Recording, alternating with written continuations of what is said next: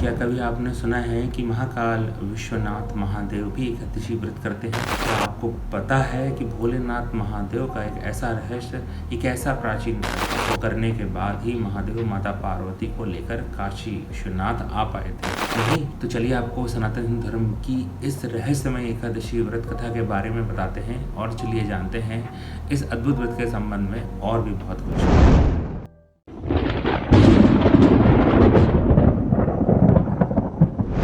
मैं गिरिराज सिंह आपका दशादशी चैनल में स्वागत करता हूं। हम ऐसे ही धार्मिक कंटेंट से भरे वीडियोस लाते रहते हैं। अगर आप इस चैनल पर नए हैं तो आगे बढ़ने से पहले इस चैनल को सब्सक्राइब कर लें ताकि आपको ऐसे ही इंफॉर्मेटिव वीडियोस हर दिन मिलते रहें। भारत में हिंदू सनातन धर्म में एकादशी का व्रत महत्वपूर्ण स्थान रखता है। प्रत्येक वर्ष 24 एकादशियां होती हैं। जब अधिक मास या मल मास आता है तब इनकी संख्या बढ़कर 26 हो जाती है। आमलकी यानी आंवला को शास्त्रों में उसी प्रकार श्रेष्ठ स्थान प्राप्त है जैसा नदियों में गंगा को प्राप्त है और देवों में भगवान विष्णु को। विष्णु जी ने जब सृष्टि की रचना के लिए ब्रह्मा को जन्म दिया उसी समय उन्होंने आंवले के वृक्ष को जन्म दिया। आंवले को भगवान विष्णु ने आदि वृक्ष के रूप में प्रतिष्ठित किया है। इसके हर अंग में ईश्वर का स्थान माना गया है। भगवान विष्णु ने कहा है जो प्राणी स्वर्ग और मोक्ष की प्राप्ति की कामना रखते हैं उनके लिए फाल्गुन शुक्ल में जो पुण्य नक्षत्र में एकादशी आती है उस एकादशी का व्रत अत्यंत श्रेष्ठ है। इस एकादशी को आमलकी एकादशी के नाम से जाना जाता है। इसका एक नाम रंग भरी एकादशी भी है। ऐसा क्यों कहा जाता है? क्योंकि ऐसी मान्यता है जो भक्त इस दिन उपवास रखते हैं और भक्ति भाव के साथ पूजा अर्चना करते हैं उनकी सभी मनोकामनाएं पूर्ण होती हैं। ये एकमात्र ऐसी एकादशी है जिसका संबंध भगवान शंकर से है। इस दिन काशी विश्वनाथ वाराणसी में भगवान शिव और माता पार्वती की विशेष पूजा होती है। कहा जाता है कि इस दिन बाबा विश्वनाथ माता गौरा का गौना कराकर पहली बार काशी आए थे, तब उनका स्वागत गुलाल से हुआ था। एकादशी व्रत के दिन व्रती को एकादशी व्रत कथा का पाठ जरूर करना चाहिए। ऐसा माना जाता है कि व्रत कथा का पाठ करने से भगवान विष्णु की कृपा से सारी मनोकामनाएं पूरी हो जाती हैं और मृत्यु के पश्चात मोक्ष की प्राप्ति होती है और समस्त पापों से मुक्ति मिलती है। इसके अतिरिक्त 100 गाय दान करने जितना पुण्य भी प्राप्त होता है। इस एकादशी की कथा के अनुसार एक बार की बात है, पांडव सम्राट युधिष्ठिर ने भगवान श्री कृष्ण वासुदेव से पूछा कि श्री कृष्ण, मैंने विजया एकादशी का महात्म्य जो महान फल देने वाला है अब सुन चुका हूँ। अब फाल्गुन शुक्ल पक्ष की एकादशी का नाम और उसका महात्म्य बताने की कृपा कीजिए। भगवान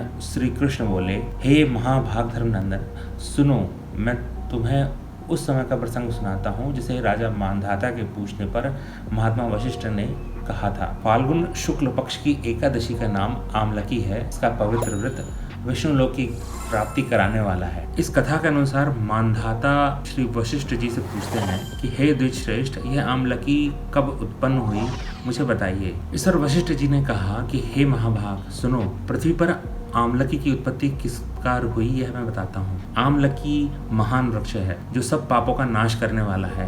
भगवान विष्णु के थूकने पर उनके मुख से चंद्रमा के समान कांतिमान एक बिंदु प्रकट हुआ। वह बिंदु पृथ्वी पर गिरा। उसी से आमलकी अर्थात आंवले का महान वृक्ष उत्पन्न हुआ। यह सभी वृक्षों का आदिभूत कहलाता है। इस समय समस्त प्रजा की सृष्टि करने के लिए भगवान ने ब्रह्मा जी को उत्पन्न किया। उन्हीं से इन प्रजाओं की सृष्टि हुई। देवता, दानव, गंधर्व, यक्ष, राक्षस, नाग तथा निर्मल अंतःकरण वाले महर्षियों को ब्रह्मा जी ने जन्म दिया। उनमें से देवता और ऋषि उस स्थान पर आए जहाँ पर विष्णु प्रिया आमलकी का वृक्ष था। महाभाग उसे देखकर देवताओं को बड़ा विस्मय हुआ। वे एक दूसरे पर दृष्टिपात करते हुए उत्कंठा पूर्वक उस वृक्ष की ओर देखने लगे और खड़े खड़े सोचने लगे कि प्लक्ष अर्थात पाकर आदि वृक्ष तो पूर्व कल्प की ही भांति हैं जो सबके सब हमारे परिचित हैं, परंतु इस वृक्ष को तो हम जानते ही नहीं। उन्हें इस प्रकार चिंता करते देख आकाशवाणी हुई, हे महर्षियों, यह सर्वश्रेष्ठ आमलकी का वृक्ष है जो विष्णु जी को अत्यंत प्रिय है।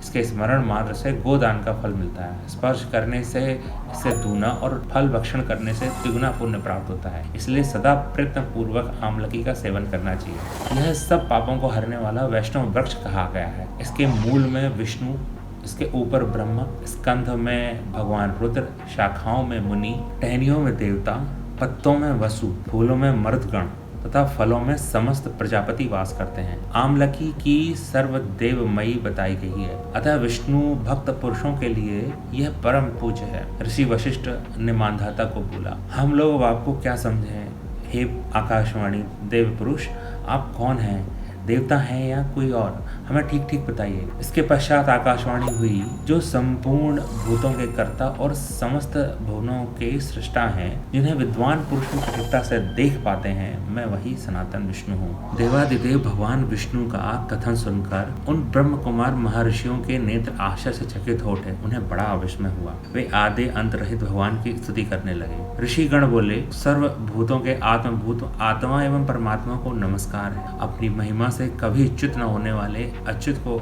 नित्य प्रणाम है। अंत रहित परमेश्वर को बारंबार प्रणाम है। हे दामोदर, हे कवि, हे सर्वज्ञ और हे यज्ञेश्वर, आपको नमस्कार है। हे मायापते, आपको प्रणाम है। आप विश्व के स्वामी हैं और आपको नमस्कार है। ऋषियों के इस प्रकार स्तुति करने पर भगवान श्री हरि संतुष्ट हुए और बोले, हे महर्षियों, मैं अत्यंत प्रसन्न हूँ। आपको मैं कौन सा अभीष्ट वरदान दूं? ऋषि बोले, भगवान यदि आप संतुष्ट हैं तो हम लोगों के हित के लिए ऐसा कोई व्रत बताइए जो स्वर्ग और मोक्ष रूपी फल प्रदान करने वाला हो। इस पर भगवान श्री विष्णु बोले कि हे महर्षियों, फाल्गुन शुक्ल पक्ष में यदि पुण्य नक्षत्र से युक्त द्वादशी हो तो वह महान पुण्य देने वाली और बड़े बड़े पातकों का नाश करने वाली होती है। हे द्विजवरों, उसमें जो विशेष कर्तव्य है उसको सुनो। आमलकी एकादशी में आंवले के वृक्ष के पास जाकर वहां रात्रि में जागरण करना चाहिए।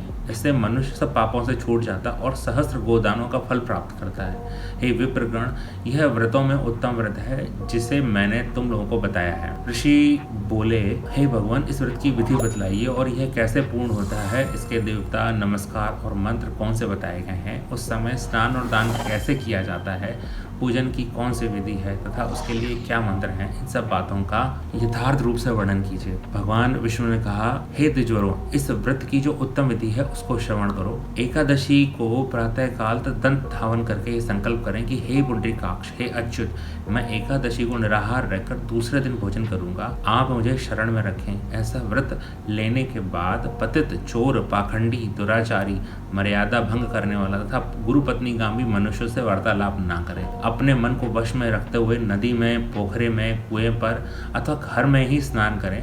स्नान के पहले शरीर में मिट्टी लगाएं। तत्पश्चात विद्वान पुरुष को चाहिए कि वह परशुराम जी की एक सोने की प्रतिमा बनवाए। प्रतिमा को अपनी शक्ति और धन के अनुसार 1 या आधे मासे स्वर्ण की होनी चाहिए। स्नान के पश्चात घर आकर पूजा और हवन करें। इसके पश्चात सब प्रकार की सामग्री लेकर आंवले के वृक्ष के पास जाएं। वहां वृक्ष के चारों ओर की जमीन झाड़ू बुहार लीप पोत कर शुद्ध करें। शुद्ध की हुई भूमि में मंत्र पाठ पूर्वक जल से भरे हुए नवीन कलश की स्थापना करें। कलश में पंचरत्न और दिव्य गंध आदि छोड़ दें। श्वेत चंदन से उसको चर्चित करें। कंठ में फूल की माला पहनाएं। सब प्रकार से धूप की सुगंध फैलाएं। जलते हुए दीपकों की श्रेणी सजाकर रखें। तात्पर्य यह है कि सब ओर से सुंदर और मनोहर दृश्य उपस्थित करें। पूजा के लिए नवीन वस्त्र आदि मंगाकर रखें। कलश के ऊपर एक पात्र रखकर उसे दिव्य खीलों से भर दें। फिर इसके ऊपर सुवर्णमय परशुराम जी की स्थापना करें। विशोकाय नमः कहकर उनके चरणों की, विश्व रूपणे नमः से उनके घुटनों की, उग्राय नमः से जांघों की,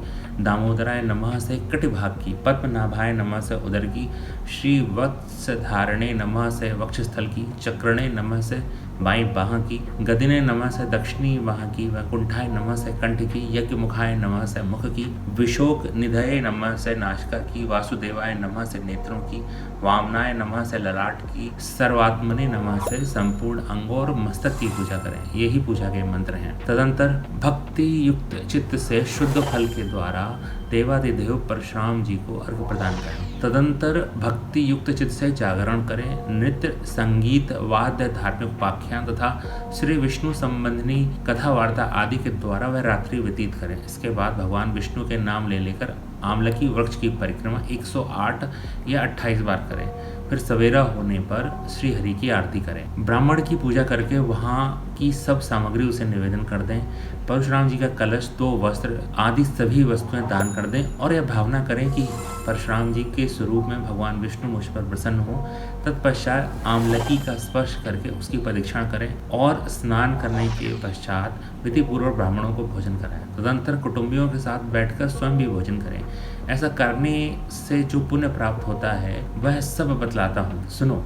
संपूर्ण तीर्थों के सेवन से जो पुण्य प्राप्त होता है तथा सब प्रकार के दान देने से जो फल मिलता है वह सब उपर्युक्त विधि के पालन से सुलभ होता है। समस्त यज्ञों की अपेक्षा भी अधिक फल मिलता है, इसमें तनिक भी संदेह नहीं है। यह व्रत सब व्रतों में उत्तम है जिसका मैंने तुमसे पूरा वर्णन किया है। वशिष्ठ जी कहते हैं, हे महाराज, हे मानधाता, इतना कहकर देवेश्वर भगवान विष्णु वही अंतर्ध्यान हो गए। तत्पश्चात उन समस्त महर्षियों ने उक्त व्रत का पूर्ण रूप से पालन किया। हे नृषेद, इसी प्रकार तुम्हें भी इस व्रत का अनुष्ठान करना चाहिए। भगवान श्री कृष्ण कहते हैं, अंततः हे युधिष्ठिर, ये दुर्धर्ष व्रत मनुष्य को सभी पापों से मुक्त करने वाला है और मेरी भगवान विष्णु एवं श्री भगवान भोलेनाथ महादेव की सभी प्रकार से उपासना और उनका यह एक प्रिय व्रत है। आपको हमारा ये वीडियो कैसा लगा हमें कमेंट्स में लिखें और बताएं। आप लोग हमारे ट्विटर, इंस्टाग्राम, फेसबुक हैंडल्स पर भी कनेक्ट हो सकते हैं। हम ऐसे ही धार्मिक कंटेंट से भरे वीडियोस लाते रहते हैं। अगले वीडियोस में हम फिर मिलेंगे, तब तक के लिए स्वास्थ्य।